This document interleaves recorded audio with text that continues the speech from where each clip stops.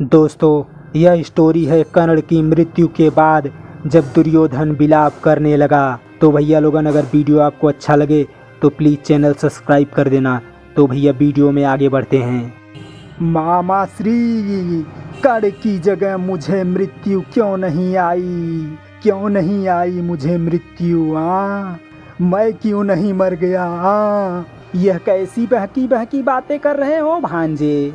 मरे तुम्हारे शत्रु? दुर्योधन कहता है, पर अभी तो मेरा ही मित्र मरा है। शकुनी कहता है, परंतु अभी तो तुम्हारा शत्रु जीवित है।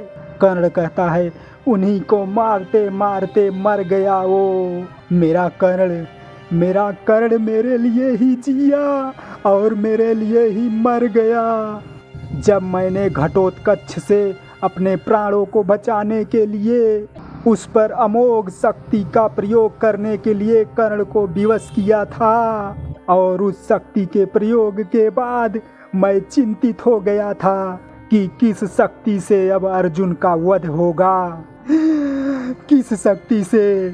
तब उसने मेरी शक्ति बढ़ाते हुए मुझसे कहा था, मेरा अस्त्र भंडार अभी खाली नहीं हुआ है मित्र। अभी मेरे अस्त्र भंडार में केवल वासुकी शक्ति ही नहीं थी, और भी शक्तियां हैं। गुरुदेव भार्गव परशुराम ने मुझे जो अस्त्र विद्या की शिक्षा दी है, उसके कारण मेरा अस्त्र भंडार विविध अस्त्रों से भरा पड़ा है मित्र। फिर दुर्योधन कहता है, परंतु अब मेरा अस्त्र भंडार खाली हो गया है मामा श्री। मेरा सबसे बड़ा अस्त्र तो कर्ण ही था ना। शकुनी कहता है, तो तुम निराश क्यों होते हो भांजे? दुर्योधन कहता है, निराश होने की तो बात ही है मामा श्री। मेरे साथियों में अभी भी शल्य, अश्वत्थामा और कृपाचार्य जैसे महापराक्रमी हैं, परंतु कर्ण जैसा मित्र अब कहाँ।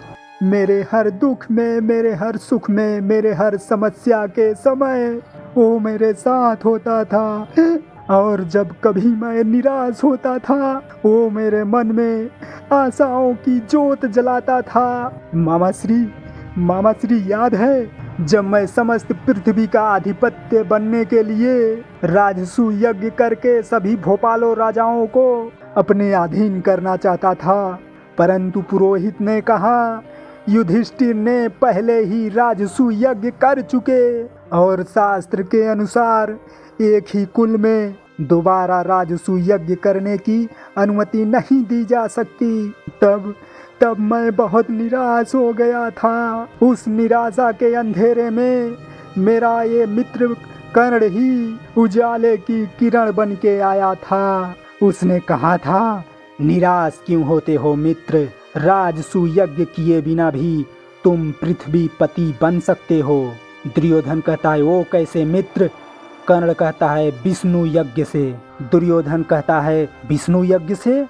कर्ण कहता है, हाँ मित्र। फिर दुर्योधन कहते हैं, परंतु जो राजे महाराजे राजसू यज्ञ करके जो युधिष्ठिर को अपना सम्राट मान चुके हैं, वो विष्णु यज्ञ में मेरे सामने कैसे सर झुकाएंगे? कर्ण तलवार निकालते हुए कहता है, मेरी तलवार सबको सर झुकाने के लिए विवश कर देगी। जो सिर तुम्हारे सामने उठाने की हिम्मत करेगा, मैं उसे अपने घोड़ों के टापू तले पूरे भारत को रौंद दूंगा। तुम पृथ्वीपति अवश्य बनोगे मित्र, अवश्य बनोगे। मैं बनाऊंगा तुम्हें पृथ्वीपति, मैं। तुम यज्ञ की तैयारी करो। मामा श्री, कर्ण ने जो कहा था वो कर दिखाया।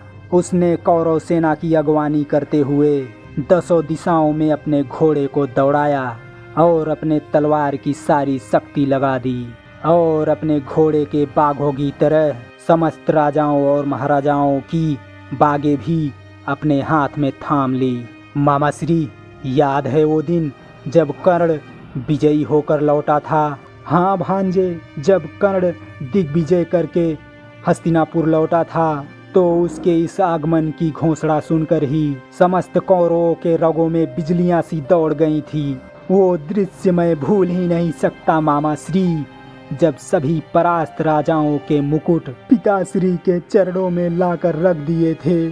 धृतराष्ट्र हंसते हुए कहता है, वाह कर्ण वाह, बहुत अच्छे। शकुनी कहता है मान गए अंगराज, मान गए। कर्ण ने मेरे विष्णु यज्ञ को सफल कर दिया था, परंतु इस रण युद्ध को सफल करने के लिए कर्ण ने मुझे अपना शीर कमल अर्पण किया है मामा श्री। हाँ भांजे, कर्ण ने अपनी मित्रता निभाने में कभी कोई कसर नहीं छोड़ी और आज उसने युद्ध भूमि में अपने जीवन का बलिदान देकर मित्रता की उस चरम सीमा को छू लिया है जहां युगों युगों तक कोई नहीं पहुंच सकता। भांजे, कर्ण की मित्रता केवल युद्ध भूमि पर ही नहीं, जीवन के हर क्षेत्र में रही। भानुमति के साथ तुम्हारा विवाह कर्ण मित्रता अर्थात उसके शौर्य और पराक्रम के कारण ही हो सका था। याद है भांजे, याद है जब तुम भानुमति के स्वयंवर के लिए कलिंग नगरी गए थे?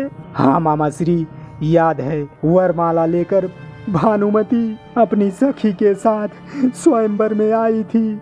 उसके सौंदर्य को देखते हुए मामा श्री मेरा हृदय डोल उठा था। मैं ऐसे खो गया था जैसे कि पाषाण की मूर्ति बन गया था। कर्ण कहता है क्या हुआ मित्र? दुर्योधन कहता है मेरे हृदय पर बिजली टूट पड़ा है।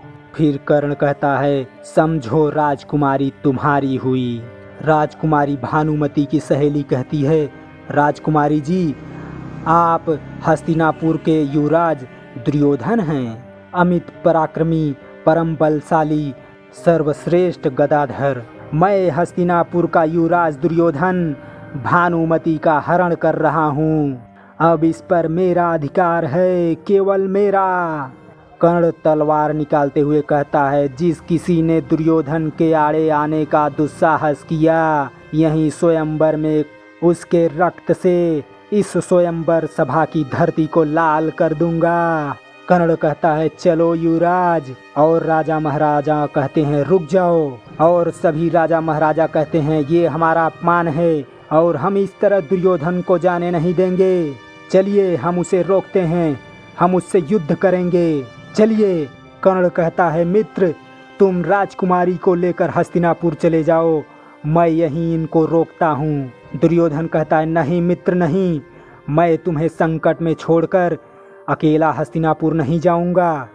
संकट के समय एक दूसरे का साथ निभाने का नाम ही मित्रता है, इसलिए मैं भी तुम्हारे साथ इनसे युद्ध करूंगा। कर्ण कहता है सारथी रथ रोको, और कर्ण भीषण युद्ध करते हुए सभी राजाओं महाराजाओं को परास्त कर देता है।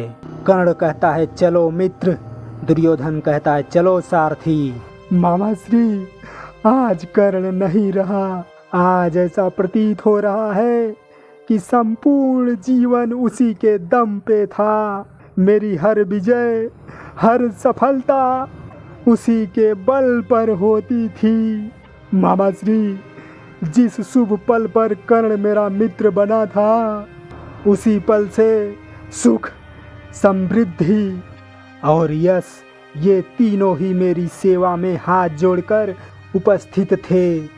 परंतु आज कर्ण नहीं रहा तो ऐसा लगता है ये तीनों मुंह मोड़कर कहीं दूर चले गए हैं। मामा श्री, मामा श्री, मुझे कर्ण के बिना ये सारा संसार व्यर्थ लग रहा है और मेरा जीवन एक शून्य बनकर रह गया है, शून्य।